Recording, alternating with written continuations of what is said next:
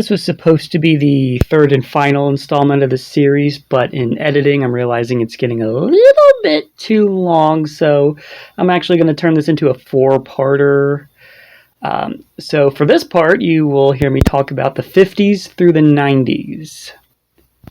How exciting. That concludes the 1940s. We're now going to pick up in the 1950s, which definitely did not have as much going on. Pretty much the creature from the Black Lagoon, which I'm sure most of us all know and love. It's kind of the big star of the 50s, and there really wasn't much else going on, but we'll get into it anyway.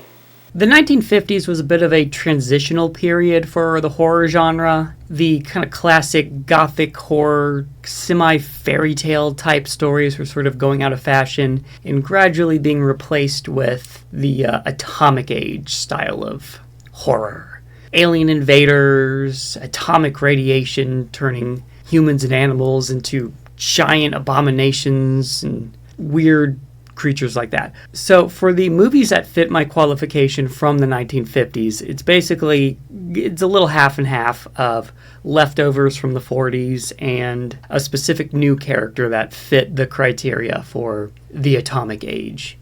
Like I mentioned before, there are other Universal monster films from this era that I'm just going to skip over because they're not about one of like the main characters. The Mole People, This Island Earth, Tarantula, the Deadly Mantis. Universal was definitely making the right kind of movies during this era that sort of fit what was popular. But, most of these are sort of like one-off things. They're not really iconic characters. But anyway, the first film on our list is Abbott and Costello Meet the Invisible Man. So remember at the end of Abbott and Costello Meet Frankenstein, how Vincent Price appears as the Invisible Man in a brief cameo? Well, they kind of followed that up. So as the title suggests, Abbott and Costello do meet the Invisible Man. This is another guy trying to escape the law who uses Griffin's formula to turn himself invisible. I think they changed the name to John Griffin in this one, which could either be a mistake or just trying to make it clear that this is not an actual sequel and it's more of just a parody. Or maybe they just didn't give a shit, I don't know. But anyway, this definitely fits the category of leftovers from the 40s. It's a pretty good one. I don't like this one as much as the Frankenstein one. I think Abbott and Costello Meet Frankenstein is their best monster crossover. It's just like you got three monsters, you got all the creepy gothic atmosphere. It really feels like they're taking the monsters seriously and letting the comedians do the goofball shit, and it just works perfectly. In the Invisible Man one, it feels like the horror element's a little bit more downplayed. It's good, definitely worth watching. Abbott and Costello are, even in like their worst movies, I think they're still pretty funny. So not a lot else to say there. Let's just move on to the next one, which is another Abbott and Costello one.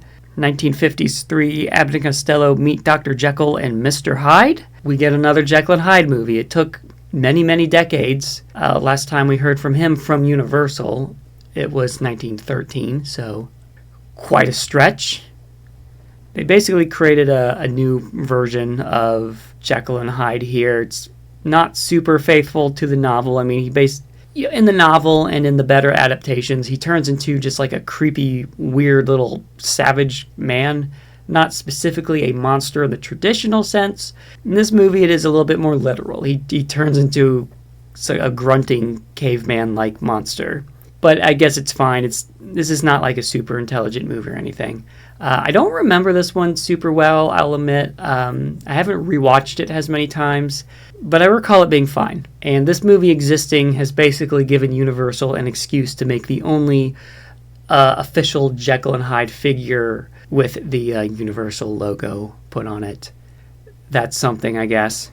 After that, we're going to skip to 1954 with The Creature from the Black Lagoon.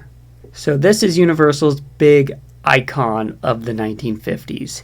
I mean, even today, I feel like people that don't really watch old movies, or maybe they just have a basic knowledge of horror films, like they're more casual horror fans, they know who the Creature is, and even if they've never seen a damn film in their life, people just love this guy. And rightfully so. The costume is amazing. Just like what a perfectly designed monster. The creature costume was designed by Melissa Patrick, who did a few creature designs for Universal, I believe. If my knowledge is... I might be wrong on some of this, but if my knowledge is correct, she did the Jekyll and Hyde mask for the Abbott and Costello movie. She did the alien creature from This Island Earth. Probably did more stuff, but even if the creature was the only thing she did, that's like quite a legacy. There was a bit of an attempt to kind of like smother her in history for a while because this guy that she worked with was like super jealous that a woman was taking his thunder away or some stupid bullshit. I'm sure there's better YouTube videos explaining that whole thing. The point just being that it's an amazing costume. It looks very realistic. Like the 1950s was filled with rubber monster costumes that usually didn't look super great. Like you could tell it was just like a thick rubbery costume. Even then, I'm going to give those movies credit because it's usually they didn't have the biggest budget to work with. So, I'll just give a little clap for that. But we're not talking about those movies. We are talking about The Creature from the Black Lagoon. I mean, I feel like most people have a basic idea of what this is, but it's this sort of like humanoid fish creature, kind of like a prehistoric throwback, possibly the last of his kind, living in South America. These paleontologists come, they discover a fossil of the creature's hand, like an ancestor. They find a fossilized hand of one of these things and are trying to find the rest of the body to see if that's fossilized. And that ends up being a bust, but they don't know that there's a live one just hanging around the corner. Which, what luck, honestly. It turns out it's not super good luck, though, because the creature gets very territorial, starts, fucking some shit up. This is yet again another, if you're not super into classic films, and you want to maybe get into the Universal monsters, The Creature from the Black Lagoon is another one that I would definitely recommend. So probably like Bride of Frankenstein would be like my number one. This would probably be number two. I think this one's got pretty good pacing, pretty good action. Again, an amazing costume for the creature. And then maybe like put Wolfman at number 3. So there you go. There's your top 3 to start with. So if you haven't watched these movies yet, get on it. And if you don't like any of those, you're probably not going to like any of the others, which is fine, I guess.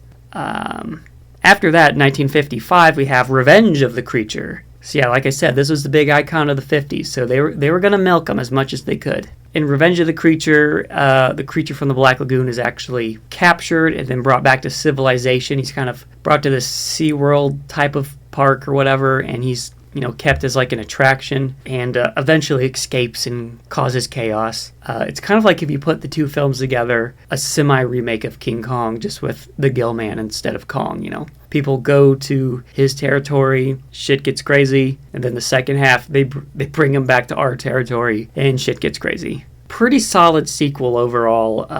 They do something different with the whole idea of, like bringing him to civilization, so that's pretty cool. Maybe not as good as the first one, but it's close. It's really close, which is, I feel like for any sequel, that's pretty good. Sequels in general are just extra when you think about it. So if you see a sequel that sucks, just remember, we didn't need it, it's just a little bit of extra. Like when you're eating like some Taco Bell or something, there's a little bit of lettuce left over, and you don't really need to eat that. It's probably won't taste that fine, but it's extra. It's something there. Or the bonus fries at the bottom of your McDonald's bag. I don't really know. This is like a tangent that I don't really know what the point I'm trying to make is. But hey, let's move on to the next film. 1955, Abbott and Costello Meet the Mummy. And this is, I believe, this is definitely the last Abbott and Costello monster crossover. Not including a brief skit they did on their, I think it's a Tollgate Comedy Hour. The Creature from the Black Lagoon actually did make a brief cameo appearance on their sketch show. But in terms of actual movies, this was their last crossover with any monsters. And this one's definitely not as good. Once again, the Frankenstein one was peak. But in The Mummy, it's not like they got like back Lon Chaney Jr. or somebody else to just do like the Karis mummy and have it, look somewhat decent. Karis has some pretty grisly, decayed makeup in those movies. But in the Abbott and Costello film, it's Clarice, not Karis. Again, probably because they're trying to do like a parody, I would assume. But it's very cheap. It looks like just pajamas. You can see the zipper on the back of the mummy suit. His face is mostly covered with bandage. It looks like a silly, like, Halloween costume of a mummy. like I said, I like the comedians to be goofy and have the monsters actually play it straight. And this feels like they were kind of leaning in towards kind of messing up that formula, because the monster just looks so goofy. But despite his visual appearance, I think the actor still tries to be like a threatening monster. Definitely not acting like Karis from the previous films. It's just more of like a, "Rawr, I'm a monster," but at least he's trying to be a threat. Still a fun movie, I guess. Like I said, the worst Abbott Costello movies are still just wonderful. Finally, in 1956, we have The Creature Walks Among Us. This was the final film in the Creature from the Black Lagoon trilogy. And what a bizarre movie. Where do I begin with this one? Okay, so this is definitely a case of like, hey, we already did 2 movies. We don't want to just do the same thing again, so like, what should we do? And then they did the most insane thing I guess they could. They're like, what's great about The Creature from the Black Lagoon? He's like a fish monster. He goes in the water. He swims. That's kind of what's scary about him, is things living in the water. I mean, the first movie has that classic where he's like kind of like poking at the girl's feet and stuff. Like, oh, that's kind of chilling. Just something just right there, you know? So what do we do? Let's bring him out of the water. Let's have him like get burned in some sort of accident, and then these mad scientist type characters turn him into a land creature. Which, I mean, I guess now he's still like a cool monster, I guess, but he's just kind of more like every other 1950s monster now. Definitely looking a little bit more rubbery in this one. Has these ridiculous pajamas, which I think they gave an explanation for the pajamas, like protecting his skin. He needs something to protect his skin, you know, from like the burns and stuff. God, they really like just like pussyfied him so much in this one. With that said, if you can get behind the stupid concept of turning one of the best water monsters into a land monster, it's still a decent, more of a B movie at this point, but still a decent movie. It's kind of like watching Friday the 13th Part 5. I hated that movie when I first saw it, you know, because I thought like, oh cool, another Jason movie, he's killing all these people. And then it's revealed at the end that it wasn't Jason, it was just some other guy disguised as Jason. Like, that's stupid. What a ripoff. But upon rewatching it, now that I know it's not Jason, I can just enjoy it for what it is. And it's a pretty good slasher movie. This one, now that I know that, you know, you're not going to get the creature in the water at his best, this is a very different kind of movie. I can appreciate it for what it is. But what is it? That's a good question. Scientists are still figuring that out. And the ending is very, like, bittersweet. Like, you can tell this was definitely meant to be the last movie. The creature dies definitively at the end. In the first 2 movies, he gets shot at the end and he falls in the water and okay, he's dead. So how does he come back? I just figure it's because he has like these like thick, scaly plates on his body, so that probably like the bullets are penetrating, but it doesn't like go in all the way. So it's like he probably recovers. He probably just passes out from the shock and then he recovers. But in this movie, well, I don't know if I should like even spoil it if you want to watch the movie, but it's like super sad and depressing. But it's kind of fitting because all the Universal monsters are sad and depressing. They are all these tragic characters. They all have their tragic elements, and it's just beautiful in a weird way. I don't know. I love it. Okay, so that was like the silent era all the way to the 1950s. I really consider that to be the main era of the Universal monsters. Like pretty much every one of those decades gave us a new character that is iconic and we still talk about to this day. The 60s starts an era where the classic monsters are officially dead and they will only survive through remakes, mostly through other companies, different adaptations and things. Yeah, it's not the same from this point on. The 60s are kind of like an interesting decade now because basically we have ended the era of the original Universal monsters. All of the classic films we've been talking about, even if the continuity is a little rocky, they've basically been sequels or some sort. When you get to the 60s, it's like this is kind of like Hollywood is going through some big changes in terms of how we handle the horror genre. This is kind of the era of like the grindhouse exploitation movies, so way different from what the Universal monsters were. We had like the gothic horror films, and then you had the atomic age of the 50s. Things are kind of leaning towards more of a realism-based thing. Like even if it was still a fantastic concept, they're like Night of the Living Dead, for example. We're trying to go into like more realistic territory. You're getting more slashers, more things that feel like they take place in our world. I don't know. But for some reason, gothic horror, which, like I said, kind of like died out in the 50s did kind of also come back in the 50s. Like at the very tail end of the 50s, we got some Hammer horror films, which would continue mostly into the 60s. So you have like the Christopher Lee Dracula films, Peter Cushing and the Frankenstein films. Basically, Hammer, not Universal, it's a separate studio. They were basically remaking all of these classic characters. Universal didn't really have much interest in doing anything with them. Universal being like a big studio, they just, whatever's popular, that's what they're going to do. So once the Universal monsters stopped making money for them, then it was like, okay, we're done with them. So Hammer really picked up the slack there. Eventually, Universal started, I guess, distributing some of these films in the US. So technically, you could count these as being like Universal monster films, but I don't because Universal didn't actually produce the film. They just distributed them. I'm not sure about the details here. I know Hammer, they may have gotten the rights from Universal to remake The Mummy because their version of The Mummy does feature Karis from the 40s films, so I don't know exactly how that came about. Maybe Universal had more to do with that than I'm aware of. I didn't do extensive research on the links between Hammer and Universal, so that's not really what this video is about. This was the beginning of Universal isn't really doing shit with them, and other studios are going to start embracing them, because, I know at least by today's standards, Dracula, Frankenstein, The Phantom, Invisible Man, these are all like from public domain works. I don't know if they were public domain yet exactly back then. Eventually all these characters got to a point where anybody can make a movie about Dracula, so. I'll also make brief mention of The Munsters. This was going on in the 60s. This was a sitcom produced by Universal. If you don't know, it's a sitcom about a family of monsters. The dad is Herman Munster, a Frankenstein-type creature. Looks very much like the Boris Karloff Glenn Strange makeup. Probably looks more like Glenn Strange to me, honestly, but the iconic Universal Frankenstein makeup is being used there. The grandpa is like a vampire. If you haven't seen it, just go watch it. It's hilarious. It's a great show. Actually, really good. I guess I can also talk about the shock package. So the 60s and into the 70s as well. This was a big era for the Universal monsters, just in terms of new people discovering these films. This was the first time that these movies were being sold to TV stations so that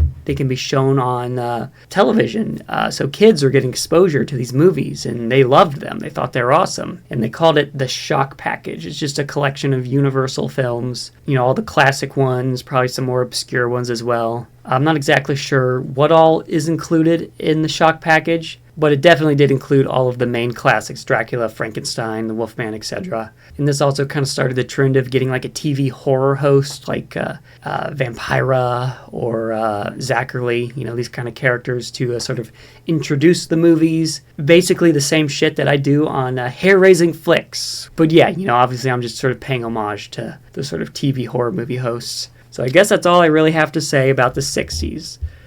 Surprisingly a lot, considering, like I said, that Universal didn't really make any movies during the 60s. So the 1970s is kind of the end of what I would refer to as the monster kid era. So, 60s and 70s was kind of like you had all these classic movies shown on TV a lot, the model kits, the toys. It was a good time for kind of celebrating classic monsters. And then right at the end of this era, in 1979, Universal decides maybe we should do something about that. And that something is the Frank Langella Dracula. So this is like the first actual Universal monster film by Universal since the 50s, basically. And in a way, it's kind of like a fitting send-off. Like I said, this is the end of what I call the Monster Kid era. The very last year of the decade, 1979. Universal decides we're going to remake Dracula. And they did it beautifully. I love Frank Langella's performance. I think he's a great Dracula. Apparently his performances, some have criticized it for not being scary enough, but I think he actually does have some pretty intense moments, specifically like when he's like going to off Renfield. It's a very intense moment. So but also, in his own words, this is meant to be more of a romantic kind of version of Dracula. I guess their whole idea was that evil things tend to be attractive and appealing, so they wanted to interpret Dracula in that way, which is interesting. I mean, it works. I love his performance as Dracula. I love Renfield in this movie. There's some pretty humorous moments with him, but he's also just very grimy and gross. Visually, this is such a beautiful movie. Like, they did something with the color palette where it's a color movie, but it almost looks black and white. Like, you could probably just have a few shots, just make them black and white, nobody would notice, because it's like so dark and gray and grim looking. It's perfect. I love it. I think it's wonderful. Unfortunately, it was not very successful, which seems to be a trend with a lot of the Universal monster movies this point on. It's very hit or miss, which is probably why Universal doesn't really bother with them. I think the release of another film, Dracula Love at First Bite, not to be confused with Dracula Dead and Loving It, which, these are both Dracula comedies. I think the release of that movie around the same time may have affected the success of the Langella Dracula, being kind of like a silly kind of goof on Dracula. Kind of, again, the end of the 70s, people taking these characters seriously was already becoming more of a rarity, unfortunately. Which sucks, but whatever. Afterwards, we'd go into the 80s, which Universal did exactly jack squat with these characters throughout the 80s. Like, they distributed some of the Hammer films during the 60s and did the Munsters show, and then they did the Langella Dracula in the 70s. Like, literally, just from my research, I could find nothing from the 80s. Unless I missed something, I couldn't find anything. This was just like a dead period. It was kind of good to kind of like give the classic monsters a rest so newer characters could rise, such as Freddy, Jason, Michael Myers, Pinhead, Chucky, etc. All those great characters. Because, I love those guys too. With that said, there were still other companies doing the classic monsters and paying homage to them. Like, you have the Monster Squad, and that's not a Universal film, but it pays tribute to the Universal films just beautifully. You really start to see here that nobody does Universal monsters better than anyone except Universal. So let's move on to the 90s, because, like I said, 80s, pretty dead for these characters. The 90s is like, I almost want to refer to this as like the Universal Monster Renaissance period. Kind of like how Disney had its Renaissance period. But the Universal Monster Renaissance is a very weird one, because you'd think, okay, so Universal started making a lot of these movies again. Nope, absolutely not. What they did do is they started merchandising the hell out of them. You got like the postage stamps, toys. They were on like Pepsi and Doritos. Yeah, so lots of merchandise and brand deals. Video releases. I believe I don't know if it was the first time these movies had a VHS release. Probably not, but they were getting very nice re-releases on the Universal Monsters Classic Collection. And then apart from merchandise and video releases, you have other companies kind of doing their own versions. You have the Francis Ford Coppola Dracula movie, Mary Shelley's Frankenstein. A lot going on for the monsters, but in terms of what Universal themselves were actually putting out, not a lot. But they did put out some things, and I am going to talk about those right now. Monster Force from 1994. This is not a movie, it's a TV show or a cartoon show, kind of a superhero approach to the monsters, which I know later in like the 2010s they tried to kind of do like a cinematic universe with the monsters, just to kind of copy the Marvel cinematic universe. We'll get to that later, but just long story short, it was a complete and total failure. And why not? It sounds like a stupid idea. But with this cartoon, I watched the first episode. I didn't watch the whole series. I just watched the first episode in prep for this video. It was pretty good. It's pretty good because they were smart about how they did it. A dumb person would have been like, we'll just have all the monsters be superheroes and they're going to fight a generic villain, I don't know, buy our toys. No, they were smart. They're like, Dracula is going to be the main villain. We're not going to make Dracula a superhero because that's stupid. They have Renfield in it as his sidekick. I love the design of Renfield in this. He's like almost like a Crypt Keeper looking guy, kind of like the cartoon version of the Crypt Keeper. Love it. There's a character called Luke Talbot, which is, I'm going to assume, a descendant of Larry Talbot, who is the Wolfman in this series. Again, I didn't watch the whole series, but I'm assuming that it's going to be that the werewolf curse is being passed on from generations. So Luke is basically on the good guy side, but he is a werewolf. I'll have to watch more to see how that turns out. You see what I'm getting at? There's a lot of little nods that basically say, yes, we actually read and watched the source material, which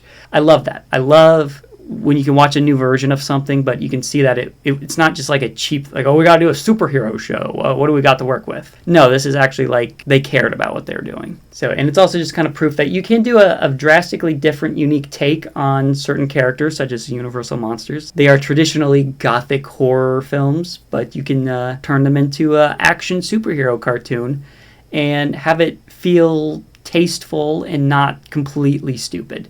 Much later, in 1999, we get The Mummy with Brendan Fraser. And God, what can I say about this? Can I say enough about this one? I'm a person that's typically not a huge fan of CG-heavy movies, and like even this movie from '99, I view this as a CG-heavy movie. It's more CG than I typically care for, but it feels like it's so appropriately used.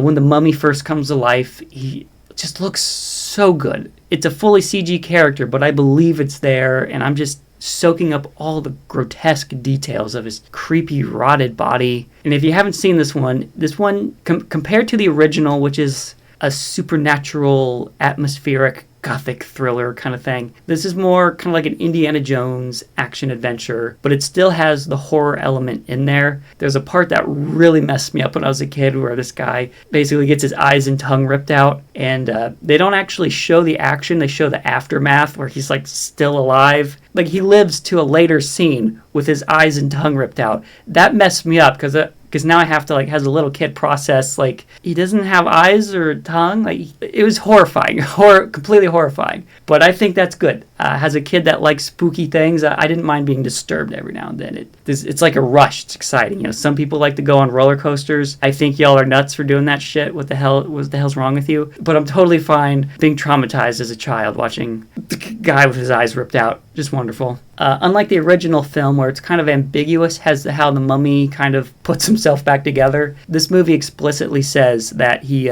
sucks the life out of people. He sucks all your life out to regenerate his own body. And of course, this being like a early CG-heavy movie that really wanted to show off the effects, they actually show his rotted corpse body sort of regenerating, growing flesh back on it. One thing I really dislike about a lot of later reboots of these series is that they really go out of their way to ignore the source material.